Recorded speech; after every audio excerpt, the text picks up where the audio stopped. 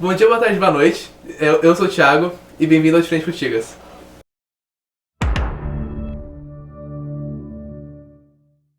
Hoje a gente está aqui com o Rodrigo.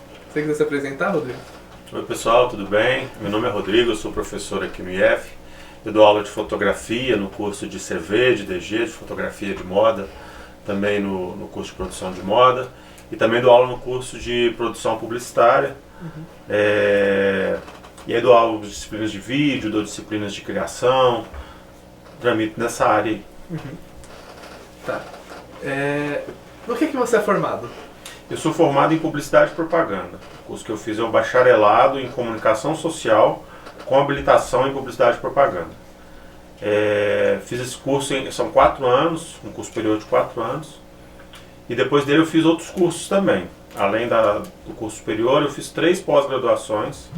Uma em leitura e produção de textos, uma em gestão de projetos, uma em docência para ensino profissionalizante técnico, que é o curso que a gente tem aqui, curso técnico profissionalizante. Fiz um mestrado também em vídeo documentário criativo e fiz um doutorado em letras também na área de linguística. Tá. A graduação, você fez onde? Em Belo Horizonte. Belo Horizonte? No Centro Universitário de Belo Horizonte, UniBH. Olha. Como é que é o curso lá? Como é que é a ementa? É ementa, né? A ementa de cada disciplina, assim, o curso, a grade de uma maneira geral, né? Porque cada disciplina tem a sua ementa. Era um curso, os 2 primeiros anos, ele era um curso de comunicação social mesmo. Ele não tinha formação em publicidade e propaganda, assim, depois que você especializava. Na verdade, você especializava na hora que entrava, mas os 2 primeiros anos eram comuns. Eu tinha a mesma aula que os alunos que faziam jornalismo tinham, que faziam relações públicas tinham, que eram as que eu tinha. Então eram disciplinas fundamentais de comunicação, tipo sociologia, filosofia, comunicação e cultura, comunicação e cidadania, aprender a operar o básico de software ali, né, os softwares que tinha na época. Aí depois chegava no 5º período para frente, começava a ter disciplinas específicas de publicidade e propaganda. Aí separavam as turmas e aí tinha as aulas ali específicas. Foi um curso muito bom, assim, eu tive acesso no meu curso a vários laboratórios, tive contato ali, foi meu primeiro contato com fotografia profissional, com vídeo, com áudio, programa mesmo, que hoje em dia pra gente é muito simples, né? Assim, quase todo lugar você tem acesso a um Photoshop, uma coisa assim. Nessa época era um pouco mais raro quando eu estudei, então tive acesso a tudo isso nos laboratórios, foi bem bom, assim, deu para aproveitar bastante. Acho que em geral esses ambientes de estudo de mais superior, no caso, né, tanto as faculdades em geral quanto até o IF mesmo, a gente pode falar isso, é muito bom para dar esse acesso a ferramentas que a gente normalmente não tem, né, para exercer esse estudo que a gente faz. É muito bom.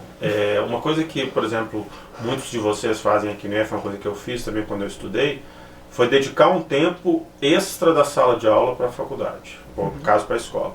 Eu trabalhava, também precisava de grana, então eu estudava de noite e trabalhava na própria faculdade de manhã. Sim. E me ajudava a ter acesso às coisas todas ali, né, assim, porque eu tinha contato com todo mundo, sabia o que tinha, quais eram as oportunidades, que é o que muitos de vocês fazem. Além do horário de sala de aula, vocês aproveitam fazendo outros projetos, outras coisas. Isso é uma oportunidade que não é todo lugar que tem, né, assim, você ter acesso a essas coisas. Então, quando tem, vale a pena abraçar, assim, Sim. aproveitar isso aí. É muito importante. No IF a gente aprende isso também. Assim, qualquer projeto o povo tá pulando em cima, né? Assim, é bom essa integração que tem com a instituição. O seu mestrado, você fez na mesma faculdade ou foi em outro lugar? Não, o meu mestrado eu fiz em Barcelona. Meu mestrado foi... já tinha um tempo, depois que eu tinha terminado a faculdade, assim, eu já terminei a faculdade, fiz uma pós-graduação, trabalhei, comecei a dar aula novo, comecei a dar aula com 23 anos. Olha. E aí com 26 para 27 anos que eu fui fazer meu mestrado, demorou um tempinho, assim. E aí foi em Barcelona, na Espanha, que eu fiz. Morei lá 1 ano, dedicação exclusiva, assim, pro mestrado. Tá. Como é que foi ir para Barcelona? Assim, você já tinha tido alguma experiência internacional antes ou... Não, nenhum. Eu planejei um tempo antes, comecei a juntar uma grana para ir, porque eu tive que bancar tudo, não tive bolsa, não tive nada. O curso que eu fiz lá era particular, eu tive que pagar o curso para fazer. Então eu comecei a juntar grana um tempo antes. E aí quando deu mais ou menos um ano antes, assim, eu já estava juntando grana pensando, eu comecei a estudar espanhol, não falava espanhol, não tinha noção zero de espanhol, comecei a estudar espanhol. E aí fiquei naquele último ano fazendo conta, assim, vou juntar grana, deixar de sair agora para poder sair lá, para gastar em euro depois. E aí juntei uma grana que dava, tinha um carro na época, eu vendi o carro, desfiz de tudo que eu tinha uns móveis, umas coisas que eu morava num AP, vendi o que eu tinha e fui na raça. Nossa. E aí chegou lá, começo difícil, né, assim, porque dominava médio, espanhol, estudei um ano só, mas no processo de imersão, né, você conversar com as pessoas o tempo todo, eu corri de brasileiro, gente falava português, conversando com o pessoal o tempo todo, em 3 meses já estava dominando bem assim a língua, já apresentava os trabalhos nos meus grupos, assim, tinha grupo de trabalho, todo mundo era nativo da língua hispânica, né? E às vezes deixava eu apresentar, falava, você é mais desenvolto, você fala mais com a vontade. Eu falava, mas eu não domino a língua. E eles me botavam, e acabou que depois de uns 3 meses já dominava, assim, já conseguia defender um argumento, um ponto de vista. Foi uma experiência bem legal, assim. Assim, nossa, o ensino internacional, assim, tipo, de onde veio a ideia, na verdade, pra você ir pra lá? De fazer de ir pra estudar lá? Especificamente na faculdade, o curso que você queria fazer? Eu tinha muita vontade de fazer um mestrado na área de audiovisual, primeiro. E aí eu não encontrava coisas na área de audiovisual aqui no Brasil que não fossem extremamente científicas, que eu fosse ficar relendo autores, discutindo bibliografias e tal. Eu falei, não, eu queria fazer um mestrado que me desse um conhecimento prático. E na Europa, de uma maneira geral, existe isso, que está mais perto do que a gente tem aqui no Brasil hoje de MBA, que são os mestrados tipo Master, que eles são focados em práticas também. No Brasil, o que tem mais perto é o MBA, que é muito focado ali em marketing, administração. Então eu comecei a pesquisar esses Masters, que são os mestrados, na Europa. E aí eu vi que na Espanha tinha muito. Logo que eu comecei a pesquisar, eu vi que tinha muito, que era um país que estava investindo muito em audiovisual. E investia mesmo. As TVs compravam produções de jovens que não eram famosos, não eram ninguém, elas investiam na produção disso. Então, né, o governo também. Era um momento que as televisões estavam crescendo. Na Espanha só tinha, né, antes ela era ditadura, só tinha a TV nacional, que era a TV1. E a TV2, que era a variação da TV1. Mas tudo do governo. E aí, assim, pouco tempo depois do final da ditadura, que começaram a surgir. E aí é até engraçado que o nome lá, depois da 1 e da 2, o canal de TV é a 3. E o outro canal de TV é o 4. É o nome. A identidade visual deles, o logo deles é esse. O 3 e o 4. Tipo, é o canal 3 e o canal 4. Então eu acredito que devia estar tendo alguma subvenção do Estado também para isso. Aí eu falei, pô, a Espanha é um lugar legal. Eu vou estudar onde a galera está produzindo bastante, fazendo muita coisa. Produto que você fizer vai ter saída e tal. Eu vou procurar por lá. Aí quando eu comecei a olhar, eu já comecei a olhar nos 2 grandes centros, que era Madrid e Barcelona. Porque eu falei, pô, já que vou viver uma experiência fora, também morar numa cidade mais bacana, que posso sair, fazer outras coisas também. E aí nessa pesquisa eu encontrei uns tantos assim que me interessavam, e encontrei esse que me pareceu muito interessante, porque era Master em Documentário de Autor Criativo. Então ele trabalhava uma linha de documentário, que é o documentário autoral, que é uma coisa que eu gosto muito, cinema de autor, assim. E trabalhava uma coisa diferente do documentário, que não é tentar mostrar só a verdade, que é assumir o lado criativo do autor. Eu falei, pô, tá aí 2 coisas que eu gosto e eu vou conseguir fazer uma imersão em audiovisual. E foi o que aconteceu, assim. Então eu consegui, né, fazer a imersão técnica e ao mesmo tempo também descobrir uma coisa nova, assim, que era o documentário de autor criativo. A Espanha foi a primeira intenção nossa. Pensou, eu quero fazer uma faculdade, quero fazer um mestrado fora. Você pensou direto em Espanha ou você teve... Pensei direto em Espanha. Nossa. Pensei direto em Espanha, porque apesar de eu não saber espanhol, eu sabia que não era uma língua também muito difícil, ela tem semelhanças com o português, e isso foi um fator decisivo, assim. O inglês, eu fiquei pensando que em determinado momento, quando o negócio exigisse uma dinâmica maior, isso ia me exigir mais. Né? O inglês ele não é uma língua tão próxima da nossa, eu ia ter que fazer uma imersão mais forte no inglês. Eu acabei optando por não. E na época a América do Sul tava meio caída, assim, sabe? Porque depois, mais pra frente, em outro momento da vida, eu pensei em ir pra Argentina. Na época que o cinema argentino tava legal, eu falei, poxa, acho que eu vou estudar lá, fazer um curso de uns 6 meses, mas não tive grana. Mas na época que eu saí, que eu fui, foi em 2005 que eu fui pra lá. Tava meio caída aqui, estudar por aqui na América Latina, sabe? E aí da Europa, um dos lugares que melhor me atendia era a Espanha por conta disso, por conta da produção audiovisual, que estava forte na época. A língua não era um desafio tão grande, era um desafio médio fácil, assim. Sim. A demanda estava grande também lá, né? Assim, contando a história de lá, assim. Tá. Você tinha falado que você começou a dar aula logo depois da sua graduação. Tipo, você fez a graduação já pensando alguma coisa em dar aula ou veio espontaneamente, tipo, nossa, eu tô precisando de dinheiro, vou dar um pouquinho de aula agora, sabe? Na minha família, todo mundo é professor. Então isso era piada de Natal, essas coisas que parecia assim, nossa, seu pai é professor, seu avô é professor, sua mãe é professora, sua tia é professora, você vai dar aula? Eu falei assim, não estou pensando nisso exatamente não. Mas eu sempre tive muita facilidade para falar em público, então já era uma coisa que ajudava, assim, de colocar pontos, argumentos e tal. Mas logo que eu formei, não pensei em dar aula. Eu formei e fui trabalhar. Logo que eu formei, eu trabalhei na MTV lá de BH, fazendo a produção de um programa lá. Era muito legal, mas o programa certamente fracassou pela proposta inicial. Chamava Um Barão na Balada. Os caras tinham que gastar R$1 barão, R$1.000 na balada. Os caras terminavam muito chapados no final do programa, não tinham condições de as imagens irem pro ar. Então não rolou, o programa não vingou. E aí eu continuei trabalhando com produção de vídeo por um tempo e depois fui para agência de publicidade, trabalhar com redação e produção em agência de publicidade. E no meio disso eu comecei a fazer uma pós-graduação. Aí a pós-graduação eu tive muito contato com o professor, com discussões de didáticas, pedagógicas e tal. E aí eu comecei a me interessar, falei, poxa, eu posso pegar essa experiência que eu tenho de práticas, de criatividade, de produção e levar isso para a sala de aula, já que para mim conversar é uma coisa que não é difícil, é fácil assim. Se eu estudar um pouco mais e tal, eu posso levar isso para a sala de aula. Aí passou um ano da minha pós, no meio do ano eu pensei em desistir de tudo, da minha primeira pós.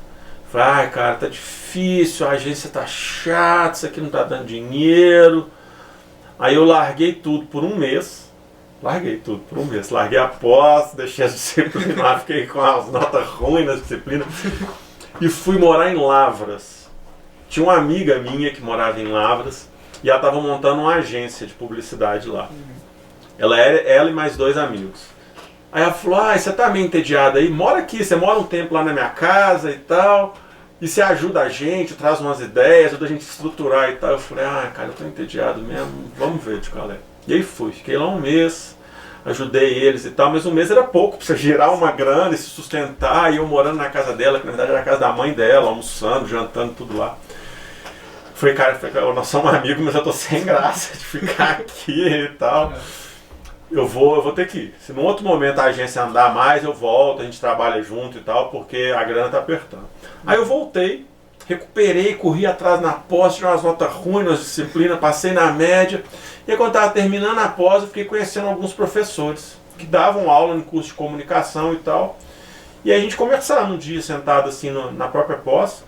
Aí uma professora me convidou, falou, você não tem vontade de dar aula, não? Eu falei, eu contei isso que eu te contei, isso é uma piada de família, de Natal, de muito tempo, eu acho que eu falo bem. Tem umas áreas que eu domino, mas eu preciso, obviamente, estudar um pouco mais e tal. Ela falou, então lá na faculdade que eu estou trabalhando, eles estão precisando de um professor. E eles querem gente jovem, eles querem gente com ideias mais novas e tal, só que é em Divinópolis, morava em Belo Horizonte. Você topa? Eu falei, topo. Na hora eu falei, topo, vamos embora. E aí foi uma aventura, o primeiro momento assim, porque eu ainda tinha pouca experiência como professor mesmo, né? Eu tinha mais a experiência teórica, a experiência da minha prática para passar,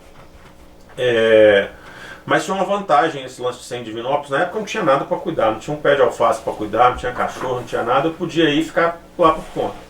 Eu dava aula lá de manhã e de noite, e eu ficava na cidade a parte da tarde esperando a aula da noite. Então, nesse tempo, eu comecei a estudar mais como ser professor.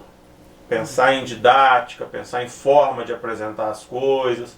Então, eu aproveitei esse tempo que eu não precisava ficar estudando um conteúdo para eu estudar como ser professor. Então, assim, com 23 anos eu comecei a dar aula, assim, bem novo, assim. Eu tinha alunos mais velhos do que eu na sala. Mas mesmo assim, acho que funcionou bem, assim. Acho que a galera aprendeu o que tinha para passar ali na época. Mas eu confesso que na época eu ainda era bem ruim, assim, estava aprendendo. Foi uma oportunidade que apareceu e aí a partir dela eu fui, né, melhorando mais, investindo mais em ser professor. Que faculdade que era essa do... Lá em Divinópolis, ela chamava Fadom. Hoje ela chama Pitágoras. Pitágoras comprou ela. Sei. Ela era uma faculdade de Direito, do Oeste de Minas. Ela era uma faculdade de Direito e eles, do curso de Direito eles expandiram outros cursos. E aí Publicidade foi um deles. Aí eu dei aula em Publicidade, depois dei aula no jornalismo lá também, que tinha jornalismo e disciplina de Cultura, Comunicação e Cultura. Foi legal também. Sim. Assim, essa coisa que você tinha falado de um barão, né? De gastar um barão na balada, lembrou do 2 barão agora, né? Mas assim, tocar nisso um pouquinho mais tarde. Tá. Passando. E o seu doutorado? Onde é que você fez seu doutorado? Doutorado eu fiz na PUC em Belo Horizonte, morando aqui. Foi? Meu doutorado eu terminei ele em 2020, eu defendi ele em 2020, eu comecei ele em 2016, eu já morava aqui, eu mudei para Passos em 2014. Em 2015 eu comecei a fazer disciplinas do doutorado para ver se aquela era uma área que funcionava, que interessava. E em 2016 eu entrei mesmo no doutorado, fiz 16, 17, 18, 19, no final de 19 eu tinha terminado o doutorado. Aí tinha que esperar a data para conseguir marcar a banca e tal. Eu fui defender ele em março de 2020. Até assim, a minha defesa do doutorado foi a última lá antes da pandemia. Eu voltei, deu 2 dias depois a gente entrou em lockdown, assim. Nossa. Foi até um alívio, porque eu estava doido para defender desde dezembro. E o que você estava defendendo? A minha tese é sobre o uso de metáforas em anúncios publicitários. Numa perspectiva de objetificação da mulher. Olha. E aí eu analisei alguns anúncios e através da tese eu comprovei que esses anúncios tinham um cunho machista, porque ele tratava a mulher como um objeto e não como um indivíduo, como um ser humano, e até mesmo dentro da publicidade como um potencial cliente, consumidor. Tratava ela só como um objeto dentro da peça através da metaforização. Nossa. Então foi uma tese também aí de luta, assim, de defesa antimachista, pró-feminista. Da hora. Assim, me veio uma pergunta na cabeça aqui, aproveitando porque eu lembrei que eu fiz essa pergunta pro Renan também, mas pra você talvez seja, não sei, vai ser interessante perguntar pra você, já considerando que você é da área da publicidade, né? Qual que é a sua opinião, como uma pessoa que cursou tudo as coisas nessa área e tal, qual que é a sua opinião sobre a inteligência artificial? Você acha que a gente vai ser substituído? Assim, como é que é? Eu não acho que vai ser substituído não, mas eu acho que isso vai criar uma redução no mercado de trabalho, que é uma coisa que a gente tem que se preocupar, porque o que eu percebo hoje, no momento que a gente está dentro da inteligência artificial hoje, eu não sou um expert em inteligência artificial, sou um consumidor como a maioria de todos nós, assim, mas observo o que tinha lá atrás e onde que a gente está hoje, assim. Eu vejo que há na inteligência artificial uma padronização das coisas. Você quer entregar uma peça, a inteligência artificial um pouco traz aquilo meio que padronizado, traz tudo muito igual. E isso, se a gente começar a aceitar isso, a gente vai matar a criatividade, a gente vai deixar de ser original, a gente vai sempre querer copiar um pouco aquela coisa meio formatadinha do jeito que já é e tal. Então ela vai acabar reduzindo postos de vagas de trabalho, porque a gente vai começar a aceitar esse menos. Eu acho que cabe a gente também agora fazer um bom uso da inteligência artificial para a gente não aceitar que ela ocupe o lugar da criatividade. Não que eu acho que ela vai ser uma inteligência artificial criativa, mas ela vai preencher espaços, lacunas do mercado que criativos poderiam estar fazendo. E eu não digo criativo só da área de comunicação, não. Em diversas áreas é importante a criatividade. Sim. Mas se a gente começar a aceitar, por exemplo, que a inteligência artificial escreva pra gente, fotografe pra gente, ilustre pra gente, crie pra gente, ela tem uma limitação do que ela cria. Sim. E a gente começa a aceitar aquilo, então as pessoas que vêm com inovação, com ideias novas, com projetos novos, vão ter menos espaço no mercado, menos valor de venda do seu trabalho. E aí isso que eu acho complicado, assim. Não acho que ela vai substituir totalmente, mas se a gente se acomodar com o que ela oferece, a gente pode deixar de aproveitar o que o potencial humano tem de grande diferencial, que é de ser criativo. Sim. A inteligência artificial não consegue ser criativa. Ainda também, né? Não sabemos para onde que a gente vai, porque ela é resultado nosso mesmo, né? O próprio ser humano que vai melhorando ela. Pois é. Por causa dessas malucos aí, bota a criatividade e a inteligência artificial, aí a gente precisa se preocupar mais. Assim, assim, a arte bem forte pra ir contra um pouquinho isso, né? Porque eu imagino, sabe aquela obra do... É do Cham? É do Cham, né? Aquele o Victório, sim, assim, eu não consigo imaginar uma inteligência produzindo aquilo. Não dá. Assim, bem inerente do humano. Enfim. Tá, eu vou dar uma olhada aqui nas Vontade. Tá. Olha. É verdade, eu não te perguntei, né? Tipo, por que você foi pra área do design? Do design, não, publicidade. Por que eu fui pra comunicação? Cara, isso é engraçado. Quando eu tinha até uns 17 anos, eu não sabia o que eu queria da vida, não. Sabe, assim, eu estudava porque eu tinha que estudar. Eu pensava que eu ia ter que ser um adulto, eu ter que escolher uma profissão, mas eu estava deixando para pensar isso mais para frente, assim. Então eu não tinha muita ideia.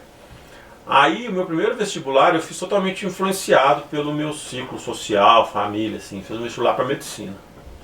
Fui mal demais, eu me dou super mal com sangue, com machucados, com essas coisas, eu acho até bom. Mas enfim, fui mal no vestibular, né? Claro, muito competitivo.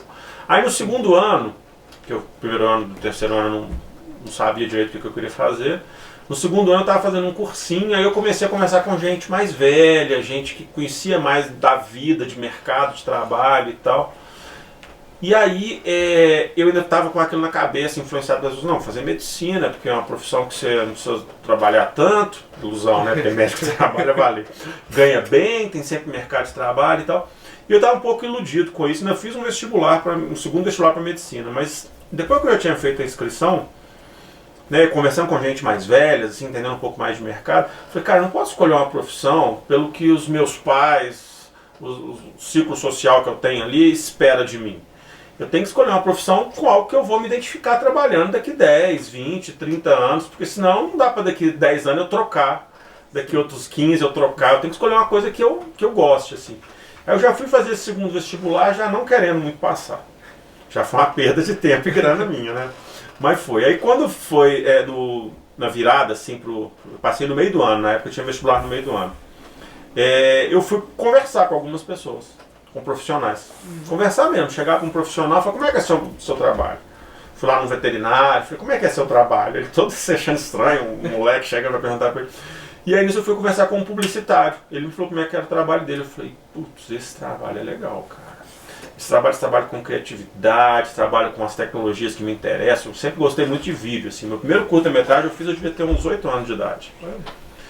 Sempre gostei muito. E aí eu falei, pô, isso me interessa, cara. Aí vai ter um negócio pra mim aí, a coisa com criatividade, com produção, vai ter alguma coisa pra mim aí. Tanto que já no meu curso, depois quando eu entrei, eu foquei mais nisso. Tinha uma disciplina que eu era bem ruim, assim, mídia, por exemplo, eu era péssimo, sabe? Eu era bem ruim. Essa disciplina tinha matemática, tinha estatística no meu curso, cara.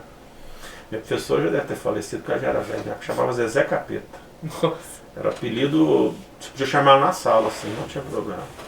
Você imagina como é que ela era ruim. Sim. Só que ela já era velha, na época ela já deve ter morrido. É isso, aí foi assim, sabe, comecei com várias pessoas e quando eu comecei com esse cara na agência, eu falei, cara, isso parece legal. Eu acho que ele falou muita coisa ruim na época pra mim. Ele falou, não, a gente não dorme, a gente fica aqui até tarde, quando tem que entregar o trabalho no dia seguinte, é muito estressante e tal. Eu falei, mas isso é de vez em quando? Ele falou, eu falei, então de vez em quando dá pra viver com isso. Tá, da hora. Tá. Eu vou passar agora um pouquinho pra área da música. E depois. A área da música. Vamos pra área da música. Primeiramente, Da onde que veio... Pera, na verdade, eu quase fiz uma pergunta... Uma pergunta que eu devia fazer, tá? Qual a sua relação com a música? A minha relação com a música? Cara, a música é o meu hobby. Não é um dos meus hobbies, é o meu hobby. Assim, todo dia eu tiro um tempo pra desanuviar um pouco com a música. Até aqui na sala de música aqui do IF, tem hora que eu arrumo um tempinho, eu paro ali e pego uma coisa pra brincar. Assim. Eu comecei com 14 anos na música. Comecei com um violãozinho que eu troquei com um amigo meu numa camisa do Iron Maiden, mais R$20. Que eu tenho até hoje, é um violão ruim que dói. E aí comecei com ele, comecei brincando ali, e aí assim, já gostei demais. Era aquele cara que não tinha muita vergonha na cara, chegava nas festas, pegava o violão meio desafinado, vamos tocar! E aí tocava, e aquilo acabava virava uma bagunça, ficava divertido. Não era muito bom no começo assim, era mais bagunçado, sabe? E aí depois eu falei assim, poxa, já que eu gosto, eu vou começar a estudar. E aí depois, mais velho, eu fui começando a estudar, assim, estudei... violão eu estudei só quando eu comecei. Mas meu professor dormia na aula. Então eu, depois de uns 3 meses, eu dispensei. Eu comecei, na época tinha revistinha, comecei a comprar revistinha. Então eu acho que, inclusive, eu tenho um monte de falhas no violão, porque eu nunca estudei violão direito, assim. Aí depois, mais velho, eu comecei a me interessar por outros instrumentos. Aí, quando tinha assim, eu sobrava uma grana de um trabalho, um freelance, um negocinho, eu ia lá e comprava um instrumento, deixava meio guardado até que eu tivesse a oportunidade de aprender. Sim. E aí depois fui estudando um pouco mais, assim, de forma autônoma, até que em 2008, mais ou menos, eu montei uma banda com uns amigos meus. Aí, era o seguinte, a banda era meio esquisita para dar certo no começo. Eram 2 guitarristas que já tocavam guitarra muito bem e um deles cantava. Até aí, beleza. Era um outro guitarrista que estava aprendendo bateria naquele momento. Ele não tocava bateria de jeito nenhum, ele foi aprender naquele momento. E eu não tinha nem baixo para começar essa banda. Eu comprei um baixo para a gente começar a banda. E aí a gente começou a ensaiar. E aí dava dando certo. A gente trocava uns indie rock, uns Arctic Monkeys, uns Strokes, umas coisas assim, tava dando certo. Só com um pouco mais de um mês de ensaio, os caras queriam fazer show. Nossa. Os caras já eram bons na guitarra, assim. Os caras queriam fazer show. Eu falei, não, galera, calma, eu tô aprendendo a tocar baixo. Eu acabei de comprar o baixo. Eu nunca nem precisei afinar ele de novo depois da primeira vez e tal. Os caras, não, vamos fazer um show, porque já tem a nossa galera. E essa turma tinha uma galera grande mesmo. A galera deles, assim, que era a galera do colégio, que virou depois a galera da vida, era mais de 50 pessoas. Nossa. Então, se você fizesse um show, você já tinha um público garantido pro show dar uma lotada, né? Ele falou, vamos fazer. Eu falei, não, gente, eu não tô aprendendo e tal. Aí acabou que eu saí da banda na época e fui estudar baixo. Eu falei, eu preciso estudar baixo, eu preciso entender um pouco mais sobre o instrumento, para eu sentir até segurança para subir no palco e tocar. Aí eu fiz uma escola de baixo durante um ano, uma aula, escola durante um ano. E aí eu saí da banda, aí entrou um outro cara no meu lugar na época, um cara que era amigo nosso também e tal. E depois eu voltei para a banda, depois de um ano. Porque aí a banda estava fragmentando, cada um seguindo o seu caminho. E aí eu encontrei de novo com o vocalista. E ele falou, cara, tá afim de começar a criar? Eu falei, nossa, eu também. Aí a gente começou a escrever música. Aí a gente voltou com a banda, chamou um outro batera, depois um outro guitarra. E começamos a escrever. Escrevendo muita música. Só que parou porque eu tive que mudar de cidade. A culpa foi minha. Alguma saiu do papel? Assim, várias. Com essa banda, a gente escreveu mais de 20 músicas. Olha. Mais de 20 músicas. Chama Jellyfish, a banda. Alguma tá disponível em... Assim? Tá. Tem no Spotify. A gente, durante o processo, como a gente estava escrevendo e a gente queria registrar, uma delas a gente gravou com o cara que era o baixista, que estava antes de mim. Foi a melhor gravação, na casa do cara, um estúdio que ele tinha, assim, foi a melhor gravação que ficou. O cara fez um trabalho de mixagem muito bom. E outras a gente gravou em estúdio. A gente alugava o estúdio e ia lá e gravava ao vivo, assim, tocando. Então, algumas que tiveram uma qualidade que o Spotify aceita, eu subi.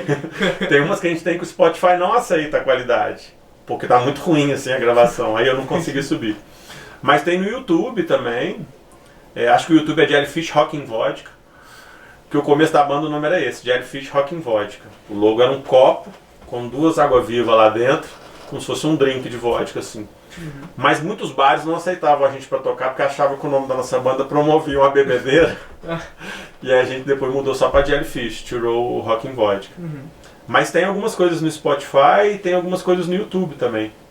E a gente tava num processo, assim, eu tive que mudar de cidade por conta de trabalho, fui para Divinópolis. A gente tava num processo de fazer uma vaquinha da banda todo mês, cada integrante ela botava uma grana, que a gente ia juntar no final do ano essa grana para gravar as músicas em boa qualidade. Mas aí acabou antes disso, a gente devolveu a grana de volta para todo mundo.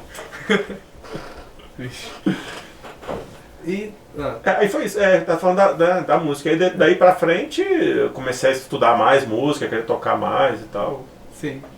Aí quando você entrou no IF, como é que você fez como é que surgiu a Dois Barão? Então, logo que eu cheguei no IF, eu já tava doido pra montar uma banda já. Doido pra tocar, não tinha ninguém, não conhecia ninguém, tava doido pra montar uma banda. Na época eu dava aula no curso técnico subsequente, um curso de noite. Eu tava juntando uma galera aleatória pra ver se a gente, cada um com um estilo diferente, pra ver se a gente tocava. Assim. Tinha um cara que era batera, tinha um cara que era guitarra, tinha uma menina que tocava teclado, tinha outra que cantava.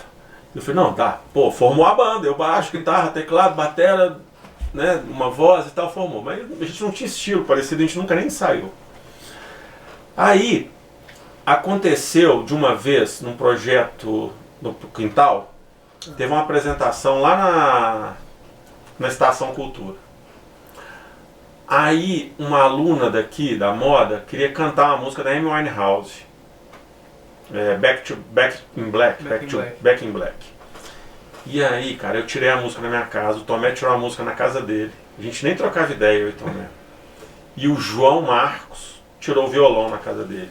A gente chegou lá na hora, sem ensaio nenhum, e fomos tocar lá na estação. Tomé na batera, eu no baixo, o João no violão e a menina cantando. Dá dó, assim, dela, porque ela sofreu, porque a gente não tinha entrosamento nenhum, os três, sabe? A gente viu que falou assim, cara, tá faltando sinergia, não sei o que, tá faltando rolar. Mas eu achei legal, eu falei, pô, Tomé toca batera. Todo baixista precisa de um batera amigo ali do lado pra gente fazer um som junto e tal.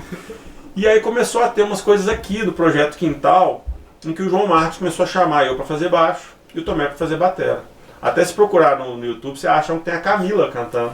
Sabe a Camila de Sociologia? Sei. Tem ela cantando, acho que Cássia Eller a gente canta.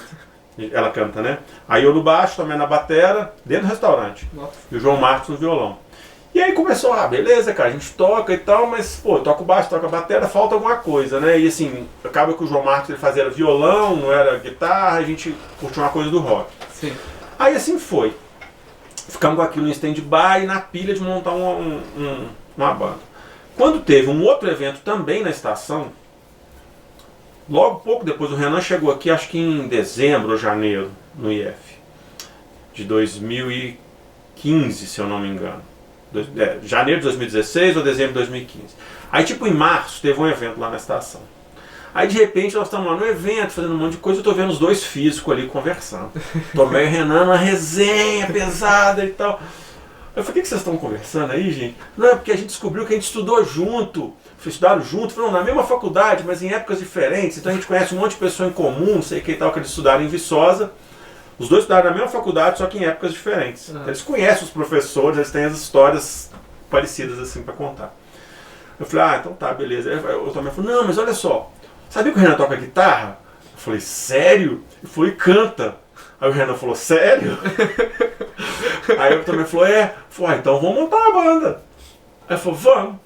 Aí nós começamos a conversar, criamos um grupo, né, no WhatsApp, começamos a conversar sobre a ideia de montar uma banda, que tipo de música nós vamos tocar, que tipo de som que vai fazer e tal.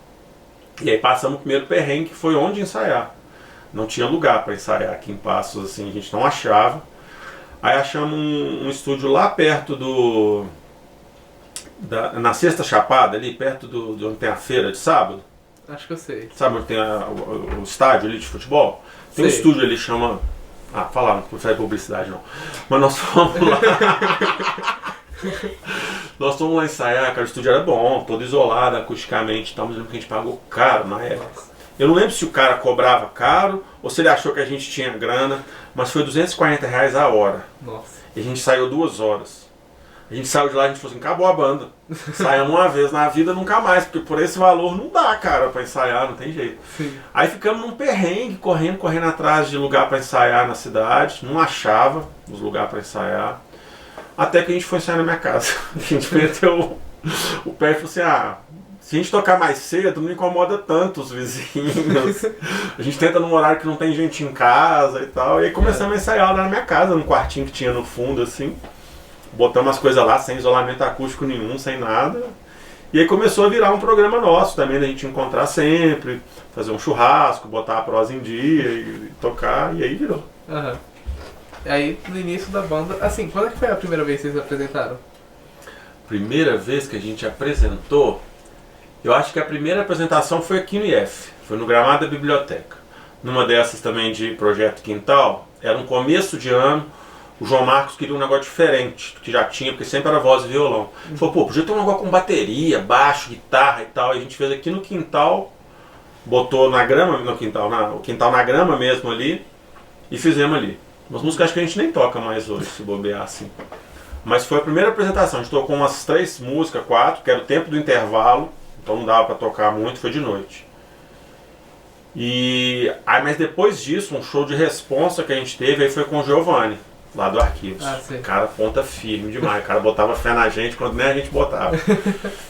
Os eventos que ele faz, os festivais que ele fazia, Beco da Contracultura, o Rock na Praça lá, chamou a gente diversas vezes, toda vez que a gente teve disponível a gente foi, assim, sabe? E foi massa, porque a gente tocou com uma estrutura legal de sonorização, de palco, e acabou que a gente tinha um som que era diferente do que as outras bandas faziam, então acho que ele acabava causando uma expectativa boa no público, porque não era nenhuma música que já tinha tocado, não era nenhum estilo que já tinha exatamente rolado. Então a gente tocou umas boas tantas vezes lá com o Giovanni. Olha, tem que tocar de novo, hein? Estamos doidos pra fazer. A gente já foi até conversar com ele, doido pra fazer um lá no Arquivos mesmo. Tem alguma previsão, né? Ainda não, porque a agenda nossa, não é que a agenda da banda tá cheia, a agenda nossa pessoal tá cheia, assim. Por isso que a gente tem um monte de coisa pra fazer. A gente vai ter um show agora, no começo de novembro, no Woodstock, e aí seria um pouco sacanagem marcar um no Arquivos numa data próxima, porque compete. Lá no Arquivos a gente pensa até em fazer alguma coisa de graça, assim, pra tocar ali onde ele tem ele do lado, né? Então seria uma sacanagem também no Woodstock a gente marcar uma ou outra semana próxima, porque atrapalha o público. Aí depois, já tá beirando Natal, a gente é apertado com fechar ano, semestre, todo mundo professor, então, né, trabalho, essas coisas todas. Janeiro seria uma data boa para pensar nisso. Mas em janeiro a gente recebeu um convite para tocar lá em Batatais, que é de onde a Alicia é. Então o Renan estava lá um dia com ela, tem um bar de rock lá, convidou a gente para tocar lá. Em fevereiro tem a formatura. Então acaba que a agenda está um pouco cheia, mas a ideia era, a gente queria ter tocado agora, em setembro, no final de setembro a gente queria ter tocado no Giovanni, lá no Arquivos, mas a gente não conseguiu organizar para isso, foi desorganização nossa mesmo. Porque assim, a gente gosta muito, mas não é o trabalho, a gente não vive da banda, a gente não ganha grana com a banda. Então na hora que o trabalho chega na frente, tem que passar e é isso. 3 professores também não é difícil, né? Já um horário. Pera. Tô pensando por causa que tinha vindo uma pergunta na cabeça, é muito ruim quando isso acontece. Que veio, assim, você tava falando uma coisa, veio uma pergunta na minha cabeça, aí passou já. Enfim. Lembrei. Você tinha falado que vai ter um show agora no começo de novembro, né? Nossa, mas foi uma data ruim, viu? Foi. Véspera do Enem, né? Sim. Isso vai ser ruim. Assim, o povo tava... Eu fiquei sabendo isso com o Renan também, que ele falou, eu falei, eu perguntei pra ele, quando é que vai ser o próximo show? Ele falou, novembro, 4 de novembro, é 4 de novembro? Né? Isso. Aí ele falou, assim, eu lembro que no dia eu falei com a produção, nossa, vamos gente, eles falaram, vamos. Aí... Mas depois vai vir Enem, né? Sim. E assim, ainda é feriado, que acaba que às vezes tem gente que viaja também, né? Duas coisas. Por outro lado é começo de mês, tá todo mundo com dinheiro no bolso. Sim. Mas assim, espero. Eu não sei se eu vou, mas no próximo. Assim, no próximo eu vou estar lá. Vamos ver se a gente consegue fazer alguma coisa em dezembro no Giovanni. A gente tem falado disso já muitas vezes. A gente já foi lá conversar com ele e tal, mas a gente não conseguiu se organizar. Ver se a gente consegue pegar um sábado à tarde, lá à tarde pra noite. Vamos ver se esse ano não vai ter muita gente de recuperação. Nossa, tomara. Falando em recuperação, inclusive, você já, assim, ouvi de alunos mais antigos, sabe? Que, nossa, assim, você já foi... Muita gente da minha sala, ela, assim... O povo sempre ficou meio triste, né? Porque você, assim... É muito fácil você dar zero no trabalho. Não é muito fácil, é só, tipo... Um pequeno deslize, assim... Você é um professor que costuma dar máxima ou zero. É só nesse ano, né? Inclusive, assim, eu vi que você tava dando média pras pessoas. Ah, não. Eu achei estranho. Assim, mas. Volte a ser mal. Então. Eu fiquei até meio pá, nossa. Eu lembro que no início do ano eu cheguei. Eu vi a nota só de alguém e falei, nossa, se fosse minha sala, a gente tinha tomado zero nisso aí. Enfim. Conversas com o Renan. Conversa com o Renan? O Renan tá me falando que na avaliação dele, às vezes mesmo que o aluno não chega no resultado certo, ele avalia coisas no caminho, no processo. Sim.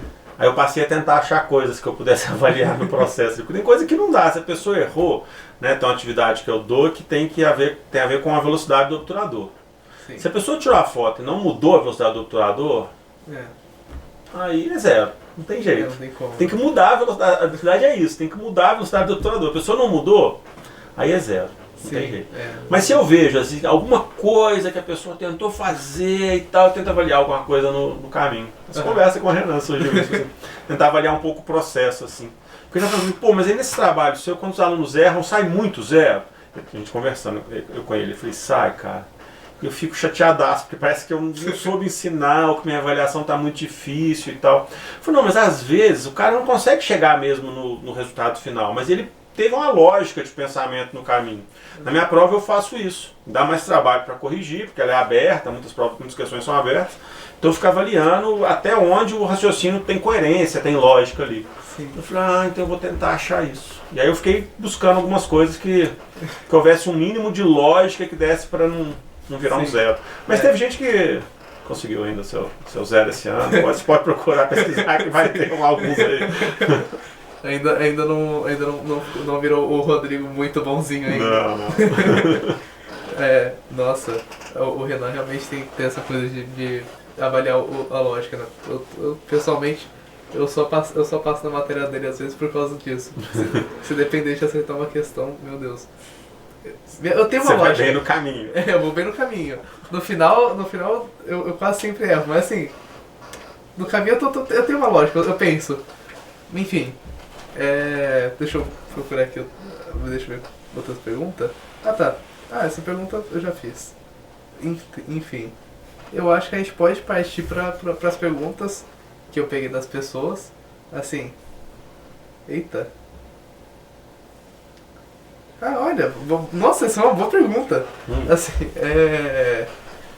o Miguel me mandou. Você lembra o Miguel Arcanjo? Uhum.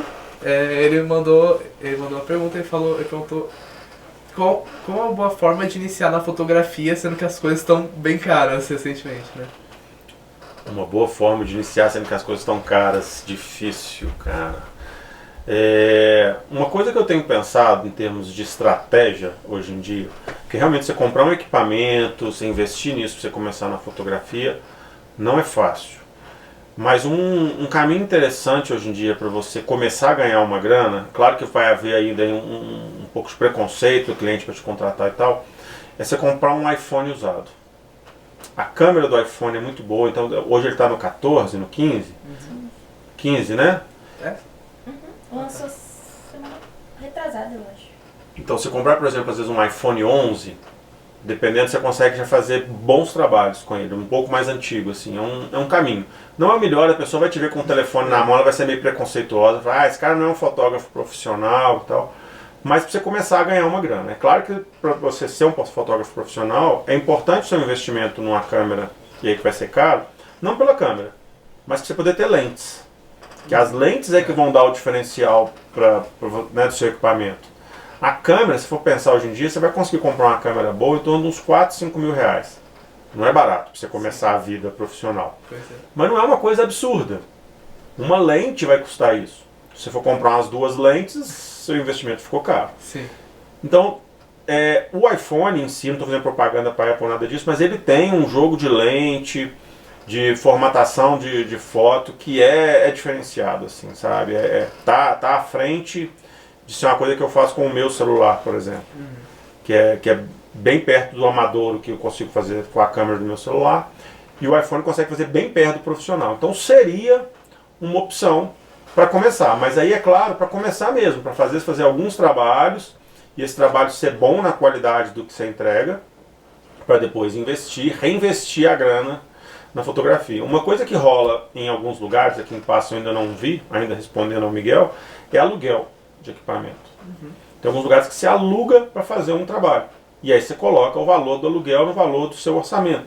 Então é uma outra opção para começar também. Dependendo onde você estiver atuando, você conseguir que alguém te alugue câmera, tripé, bateria e tal, você ganha um pouco menos no começo até você começar a investir. No futuro o ideal é você ter o seu mesmo, você não ficar vivendo do aluguel não, porque senão você perde muito sua margem de lucro, né?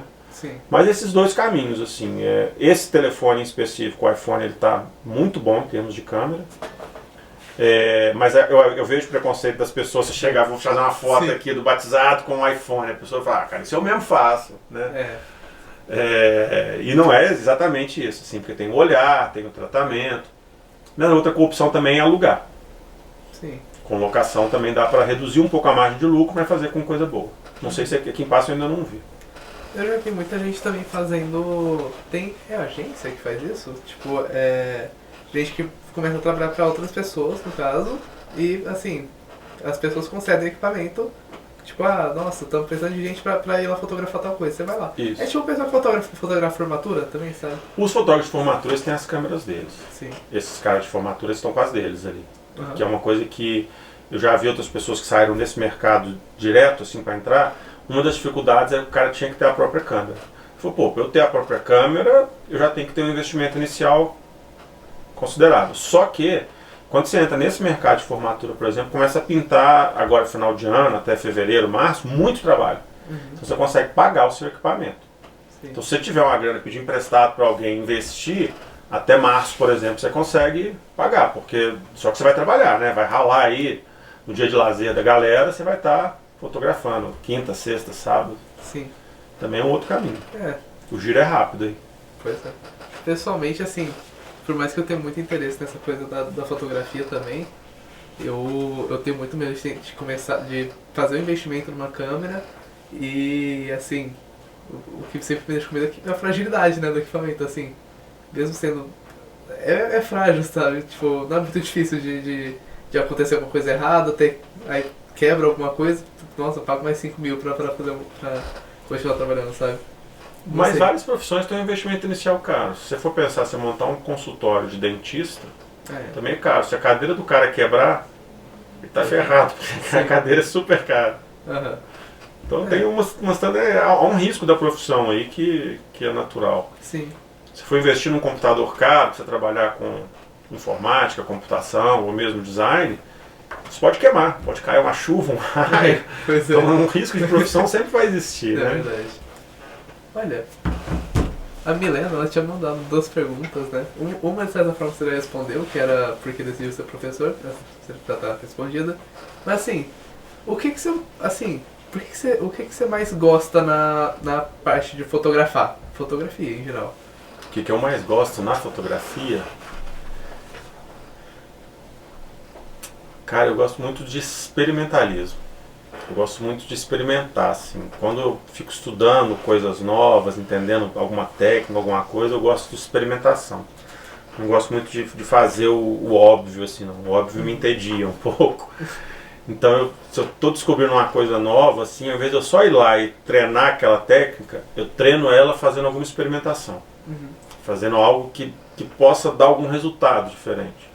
Igual um dia eu estava fazendo um teste de fotografar a Lua em diferentes tipos de velocidade do obturador. Aí eu queria, depois de fazer isso, gerar um GIF. Então eu não queria só ir lá e fotografar a Lua com diferentes tipos de velocidade. Eu queria produzir um GIF a partir disso para ver o resultado disso animado. Então eu gosto de ficar experimentando, assim. Quando eu vejo uma coisa nova que me atrai, eu tento experimentar para fazer algo que eu ainda não fiz. Algo que vai me trazer um desafio, que vai ter dificuldade. Quando é fácil demais, eu acho que eu nem fixo direito, assim. Passa muito rápido, fica raso, assim. Então eu gosto de um pouco de dificuldade, um pouco de desafio, para poder curtir mais aquilo e sair um pouco do óbvio, assim. Eu acho o óbvio entediante. Nossa, é bem sua cara isso aí mesmo.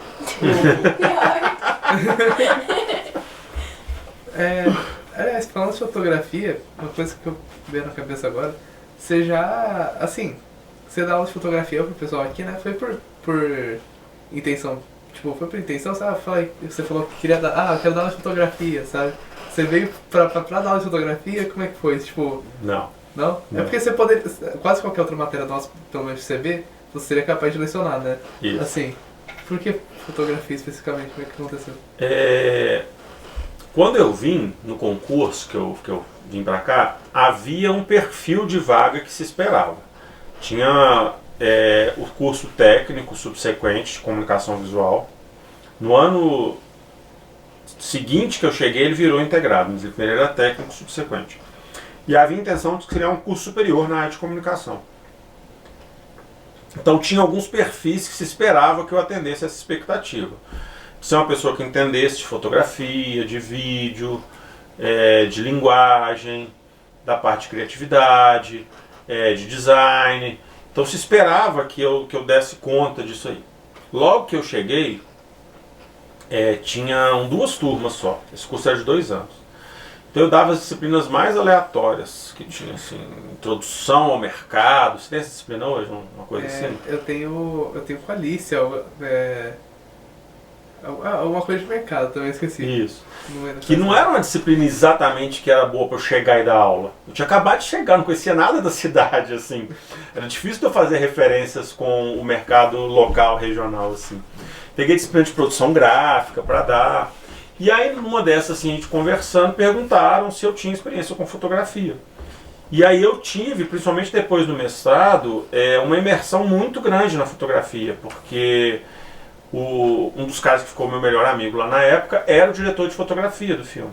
Uhum. Então a gente sentava para tomar cerveja e eu ficava perguntando para ele coisas de fotografia. Como é que funciona isso? Como é que funciona aquilo? Como é que é isso? Como é que é aquilo? Como é que você fez esse negócio? Tal? E aí o cara começou a me ensinar um monte de coisa. A gente saía para dar uns rolês com a câmera, ele me mostrava um monte de coisa. E eu comecei uma imersão muito grande na fotografia. Eu já tinha dado cursos de fotografia, nunca tinha dado aulas de fotografia, dado cursos pequenos de fotografia. E aí pintou a oportunidade de dar a disciplina aqui de fotografia, quando teve o momento dela. E ao mesmo tempo havia uma demanda muito grande. Na época tinha um negócio chamava Pronatec. Hoje não tem mais. Que era uma demanda muito grande, o povo ficava sempre pedindo para ter curso de fotografia aqui no IF, tipo extra, curso à tarde. E aí eu fiquei uns 3 semestres direto dando curso de fotografia à tarde, além dos cursos que eu dava à noite. Então foi por isso, assim, né? Eu já tinha uma experiência, entrei num processo de imersão, tinha feito alguns fix. E aí, nesse perfil que se esperava que eu atuasse, depois aos poucos eu fui saindo dessas disciplinas que não era a minha praia e me enquadrando naquilo que era a minha praia, assim, que é aquilo que era que eu entendia. Entendi. Nossa.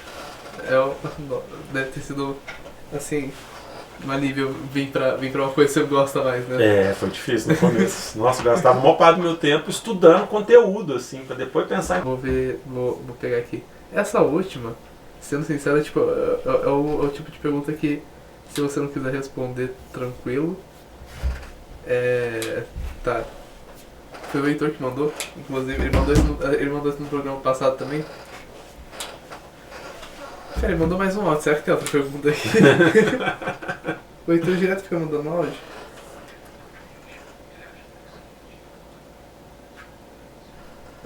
Boa. Olha, outra pergunta, especialmente outra pergunta. Eu pensei que não ia ser. Tá. Fazendo a mais polêmica primeiro. Se você tivesse que, assim, qual que é a sua posição política? De posição política? Eu sou de centro-esquerda. Centro-esquerda? Tá, faz sentido, beleza. Como professor de IF, eu já esperava algo mais pra esse lado, entendi. Faz sentido. Tá, passando pra próxima pergunta. Só pra não esquecer agora. Ainda do Heitor, né? Ele perguntou o que você acha sobre o incentivo da música no Brasil. O incentivo à música no Brasil. Nossa, eu acho que está precisando trabalhar bastante. A música está muito refém do trabalho de tipo que a gente viveu um tempo atrás de jabá, assim, né? O artista que tem grana hoje em dia ou que é patrocinado, que tem um mecenas, ele vai fazer a música dele estourar independente da qualidade da música, porque ele vai lançar dancinha no TikTok, ele vai impulsionar a música no YouTube, nos streamers, né, no Spotify, as plataformas da vida. E independente daquilo ter qualidade ou não, aquilo vai chegar e vai bombar. Então a gente está precisando muito de um investimento para que passe a ter uma produção mais original, assim, independente do gênero, do estilo, assim, mas que se passe a ter uma produção mais original, né? Tomando como exemplo o sertanejo, desses últimos que surge aí, eu te falo com muita sinceridade, eu tenho dificuldade de saber quem é que está cantando. Porque é tudo muito igual, é a mesma bateria, é o mesmo sanfona no lugar, na mesma estrutura, o jeito de entrar a primeira e segunda voz, tudo muito igual.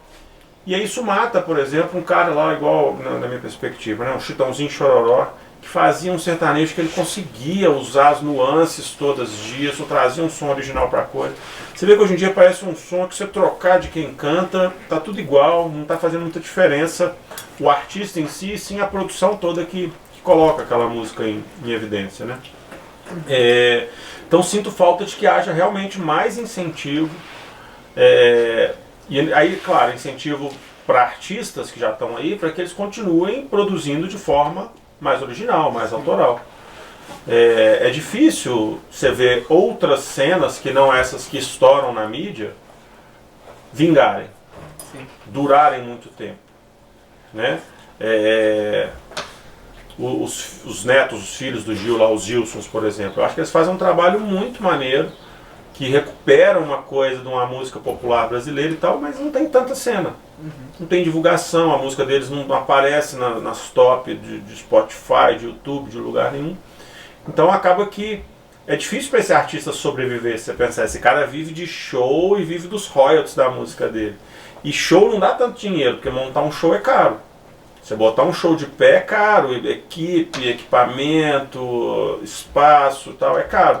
Então o artista não ganha tanta grana com show. Ganha, mas não ganha tanto. E royalty. Então se a música do cara também não toca, e aí a gente vai ficando cada vez num ciclo maior de refém desse cara não querer produzir, porque a outra música lá, o funk do momento, ou o sertanejo do momento, que são as coisas que estão mais em evidência assim, hoje, estão sempre ali bombando. E o cara pensa, pô, eu vou produzir para eu ter 1000 visualizações, enquanto o outro lança a música de noite, de manhã tem 1 milhão. Então está muito desigual hoje em dia, assim. Sim. E se você for olhar esses top que tem, né, top 10, top 20, sei lá, você vê que está tudo muito igual. Você vai passando uma música e fala assim, cara, mudou de música? Tá a mesma música? Pois é uma fórmula, né? É uma fórmula. Isso mesmo. Sim. A música virou muito padronizada recentemente. Daqui a pouco a inteligência artificial tá aí seguindo esse padrão. Nossa, aí fica fácil. Sucedendo. Perfeito. Enfim, acho que foi muito esclarecedor esse papo. Eu acho que por hoje já foram todas as perguntas que eu tinha que fazer. Eu acho que a gente já está caminhando para o encerramento. Você quer dar alguma última consideração final? Não, só agradecer pela oportunidade de estar aqui, bater esse papo com você, dizer que você é um cara massa, um cara ponta firme. Te conheço aí melhor desde o ano passado, a gente acabou se aproximando mais esse ano aí por outros projetos, né, por outras questões aí de convivência no IF. Satisfação estar aqui, poder bater esse papo com você, trocar essa ideia. Finalmente, né?